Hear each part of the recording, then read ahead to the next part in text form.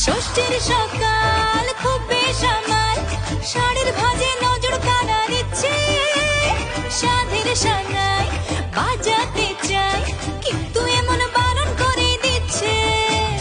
সপ্তমীটার ইচ্ছে দেদার, ফুচকা খাবার বন্দি পেটে আটলো, সাজতে লাগে অনেক সময়, ইচ্ছে আমার বড্ড বাগার খাটলো। তুমি আমি আর অষ্টমীর প্যান্ডেলের রাত, একটু ফাঁকা সময়